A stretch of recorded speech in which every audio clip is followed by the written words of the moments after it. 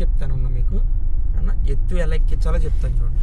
ఇప్పుడు కార్ రన్నింగ్లో ఉందనుకోండి, ఆ ఎదురు ర్యాంప్ ఉంది చూసారా ఎత్తు, ఆ ఎత్తు మామూలుగా రన్నింగ్లో ఉంటే ఎక్కేస్తుందన్న. అది పూర్తిగా ఆగిపోయి ఉన్న బండి ర్యాంప్ ఎలా ఎక్కించాలో చెప్తాను చూడండి. క్లచ్ని తొక్కండి పూర్తిగా, లైట్గా బ్రేక్, ఇంకొంచెం బ్రేక్ని వదిలేయండి అన్న, స్లోగా వదిలేయండి బ్రేక్ని, క్లచ్ని వదలండి స్లోగా, మళ్ళీ తొక్కండి పూర్తిగా. అది ఇప్పుడు మనం కరెక్ట్గా ర్యాంప్ మీద ఉన్నాం అన్న. బ్రేక్ పట్టుకోండి ఏనా. ఇప్పుడు ట్రాఫిక్లో ఉన్నాం అనుకోండి, ఎదర వెహికల్స్ వెనకాల వెహికల్స్ అండ్ ఎదర వెహికల్ కదిలింది, మీరు ర్యాంప్ మీద ఆగి ఉన్నారు అంటే ఇప్పుడు మన బ్రిడ్జ్ మీద ఏనా. ఫస్ట్ గేర్ వేయండి. ప్రతిసారి ర్యాంప్ ఎక్కించాలంటే కనుక ఒకటో గేర్లో మాత్రమే ర్యాంప్ ఎక్కుతుందన్న.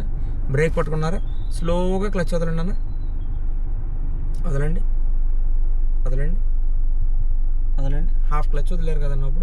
ఇప్పుడు ఈ బ్రేక్ని వదిలేస్తే కనుక క్లచ్ బండి వెనక్కి వెళ్ళకుండా మీకు ఎదరికే వెళ్తుంది. బ్రేక్ వదిలేయండి, అర్థమైందన్న. మళ్ళీ సేమ్ మళ్ళీ ర్యాంప్ చేద్దాం. మిర్రర్స్ చూసుకోండి, right side left side mirror కూడా. క్లచ్ని తొక్కండి, బ్రేక్ వేయాలి. స్టీరింగ్ స్టడీగానే ఉందన్న, అంతే. బ్రేక్ పట్టుకోండి. ఇప్పుడు ర్యాంప్ మీద ఉన్నామన్న, మళ్ళీ అన్న స్టడీ, అంతే. ఫస్ట్ గేర్, బ్రేక్ పట్టుకున్నారా, క్లచ్ వదలండి స్లోగా, ఇంకొంచెం క్లచ్ వదలండి, వైబ్రేషన్ అది వస్తుందన్న. బ్రేక్ వదిలేయండి, ఎక్కుతుందా. అయినా సరే ఎక్కట్లేదు అనుకోండి, ఆ క్లచ్ హోల్డింగ్ పోనండి, క్లచ్ హోల్డింగ్ కూడా ఎక్కట్లేదు అనుకోండి, కొంచెం యాక్సిలరేటర్ ఇచ్చారనుకోండి సరిపోతుంది. అర్థమైందా. ఆ క్లచ్ని అక్కడే హోల్డ్లో ఉంచి